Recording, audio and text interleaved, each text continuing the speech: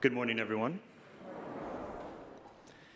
In today's gospel, Martha and Mary represent two very different aspects of the human person. On the one hand, you have Martha, running all over the house, preparing and serving our Lord, probably getting drinks ready, getting food ready, just tidying up the place. And on the other hand, we have Mary, quietly sitting at the foot of the Master, Jesus Christ,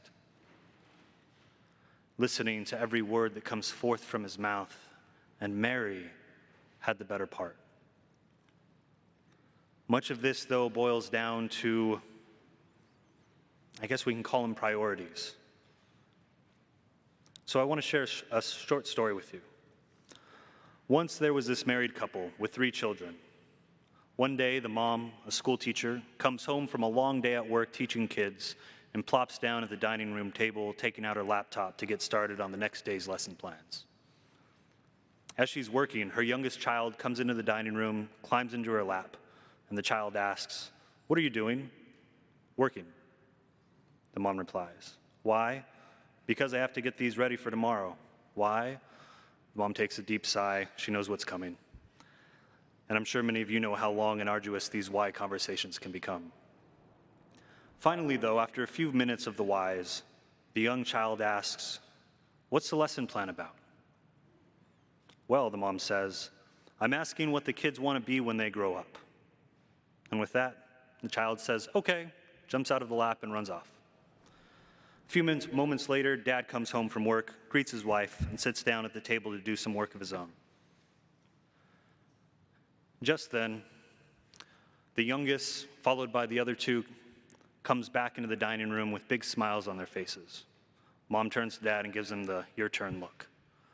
Dad asks, "What's going on, kids?" The eldest, feeling proud, says, "We were talking about what we want to be when we grow up, and we all decided what that is." It's caught their parents' attentions, and both looked up from their work at their children. The youngest went first. "I want to be a cell phone." The parents' face turned to bewilderment. The middle child, "I want to be a laptop." And the eldest, "I want to be a television." The parents were, at this point, starting to question all their parenting choices up to this moment. "What on earth are you kids talking about?" The eldest steps up, speaking for the other 2, and says, "Well, Mom and Dad, you see, you 2 are only ever home for a few hours a day, and when you are, you're always on your cell phones, your laptops, or you're watching TV. So we want to be those things when we grow up." Now, this obviously isn't a true story, but it gets to the point of the gospel today. The parents in the story had their priorities a little out of whack. Of course, work is important. All we have to do is read Genesis to know that that's true. It's by the sweat of our brow. But the gospel today reminds us that our lives are more than just work. They have to be. In the Benedictine order, the monks have a saying, a motto, really: ora et labora, prayer and work. It guides their entire way of life, their entire being. They recognize the importance and necessity of having both prayer and work, of having work and prayer. And prayer is the better part.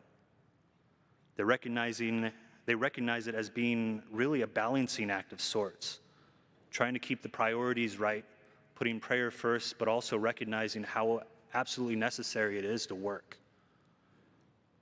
But you and I aren't monks, at least I don't see any out there. But this motto of the Benedictines can be of great value to us as we venture on our journey towards closer union with Christ. As humans, we need to be both Martha and Mary in our daily lives. We need balance and structure. We need to spend time at work, of course, but we need to ensure that we also have time for prayer. We need time for family. We need time to sit at the foot of Jesus and listen to him speak. We need to have time to sit with our children and see Jesus Christ in them, even with all the why questions and all the other nuisances that go on.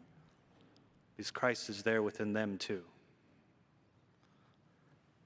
My brothers and sisters, what good is all of our work if we neglect our relationship with Christ and our own family.